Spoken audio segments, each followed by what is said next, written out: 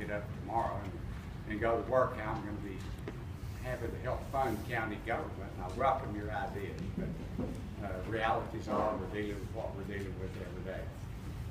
A lot of you in this room I know.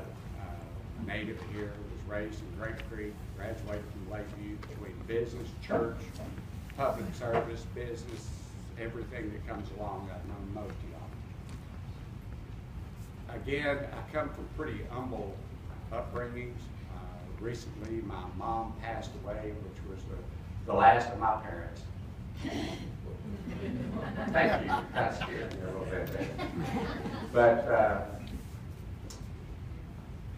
I was raised in a business environment, and I have pretty much stayed in that environment. And at 34, I was asked to become a candidate for Justice of the Peace here. And coming from a very country, Southern Baptist upbringing, well, that started a journey that is playing out as the good Lord seems to lead me as it is today. But all along, it has been a pleasure to be able to serve in this position.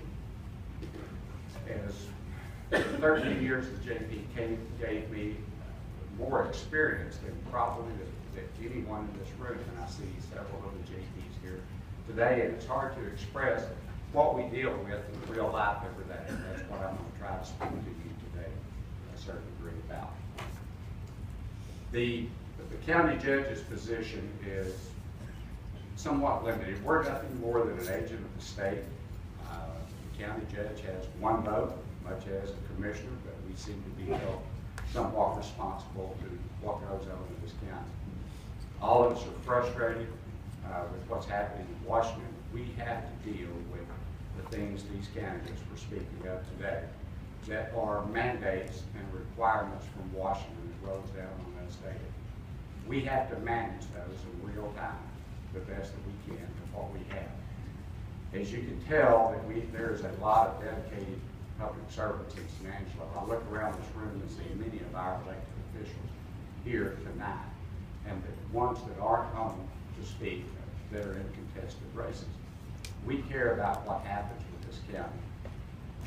They are dedicated to that public service, and I'm proud to serve in Tom Green County. All that you hear about some of the elected officials are the employees of Tom Green County. I'm here to tell you, if you'll look around, there are a great deal of dedicated public servants that are here. And I think there are some sack draggers. I promise you that we try to weed those out as best as we can. But we live, we worship, we work, we shop among y'all. We care about what's happening. The best thing that could happen to this county in light of what's happening in Washington and even some concerns about Austin. It's hard to say a lot. As frustrating as it is about Austin, because the unfunded mandates have always been a problem for us. But they are trying to do the best they can, I think, to be a doorstop from what's coming from Washington. And we deal with that daily. The environment is better than it has been in a while to give us an opportunity.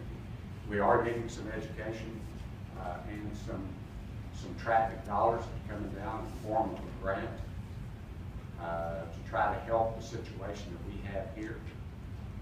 What I can tell you is that in terms of 65% of our budget is public safety.